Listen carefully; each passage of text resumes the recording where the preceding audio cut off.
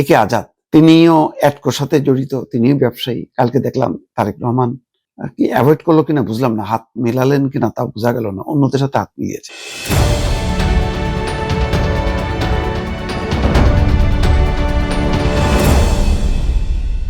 একটা ক্লিপ দেখায় আপনাদের। এটা দেখাচ্ছে এই কারণে যে আমার মনে হয় যে একটু সতর্ক থাকার দরকার আছে। তারেক রহমান দায়িত্ব নিয়েছেন, কাদের সাথে দেখা করবেন, কাদের সাথে দেখা করবেন না, এটা বিএনপি নিজস্ব বিষয়। কিন্তু মানুষের চোখ কিন্তু এখন তারেক রহমানের দিকে।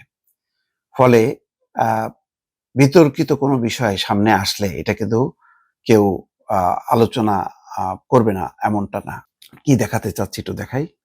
যারা বিএনপির সাধারণ নেতা কর্মীদের হত্যার বৈধতা উৎপাদন করেছে, যেসব মিডিয়া, যেসব মাফিয়া, যেসব লুটেরা, তাদের সাথে গতকাল দেখলাম জনাব তারেক রহমানের হাস্যজ্জ্বল ছবি।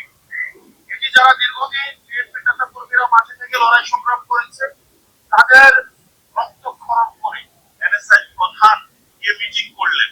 বিভিন্ন প্রশাসনের যারা কর্মকর্তা কর্মচারী রয়েছে তারা অতি উৎসাহী হয়ে তাদের সাথে যোগাযোগ করলেন। এটা সরাসরি নির্বাচনী যে আচরণবিধি রয়েছে এটা লঙ্ঘন। এনএসআর ডিজি দেখা করেছেন, এটা অবশ্য ভিন্ন। এটা সম্ভবত নিরাপত্তা ইস্যুতে, কারণ সরকার ইতিমধ্যে বলেছে যে রাষ্ট্রের মানে গুরুত্বপূর্ণ ব্যক্তি যাদেরকে মনে করবে রাষ্ট্র তাদেরকে নিরাপত্তা দেবে। হয়তো নিরাপত্তা ইস্যুতে এনএসআর প্রধান বা ডিজি সরকারের অনুমতি সাপেক্ষে তারেক রহমানের সঙ্গে দেখা করেছেন, নিরাপত্তা ইস্যুতে তাকে হয়তো আশ্বস্ত করেছেন। এটা ছাড়া অন্য কোনো বিষয় এই মুহূর্তে বলতে চাই না বা তেমন বিষয় আসেনি। কিন্তু হাসনাত আব্দুল্লাহর যে কথাটা, এটা গুরুত্বপূর্ণ। কালকে আমিও দেখলাম ব্যবসায়ীরা দেখা করেছেন, অ্যাটকো দেখা করেছেন। অ্যাটকো মানে টেলিভিশন মালিকদের সংগঠন। গতকালকে দেখলাম ব্যবসায়ীরা, সেই ব্যবসায়ীদের মধ্যে অন্তত 2-3 জন আছে যাদের ব্যাপারে কিন্তু কথা আছে।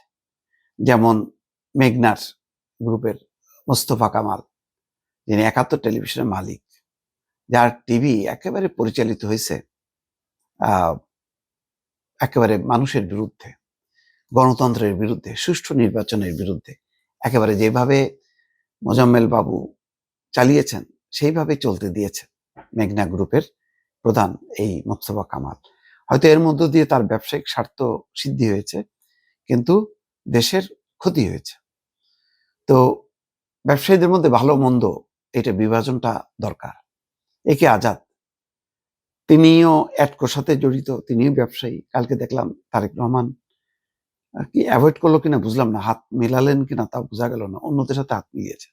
কিন্তু উপস্থিত ছিলেন তিনি, তো কথা বলেছেন। তো তার কথাটা এখনো তো বাজে। হাসিনার উদ্দেশ্যে কি বলেছিলেন তিনি?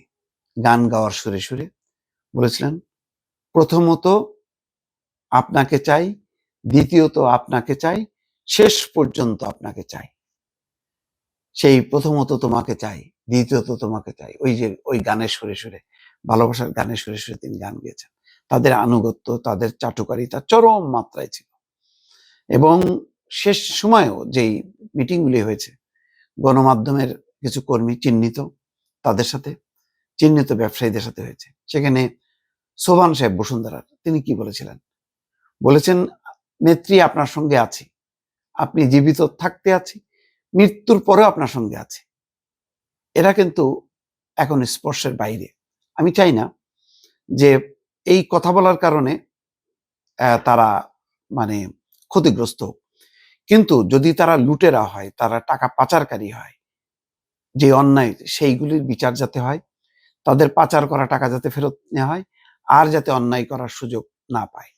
আর যদি তারা মানে অবৈধ শাসন প্রলম্বিত করার জন্য সহযোগী হিসেবে কাজ করে, সেই ক্ষেত্রে নৈতিক বিচার হবে নাকি রাজনৈতিক বিচার হবে, কোন বিচার হবে এটা মানে পরে নির্ধারিত হোক। কিন্তু অবশ্যই ব্যবসায়ীদেরকে শুধুমাত্র রাজনৈতিক বক্তব্যের কারণে হয়রানির শিকার হওয়াটা বাঞ্ছনীয় না।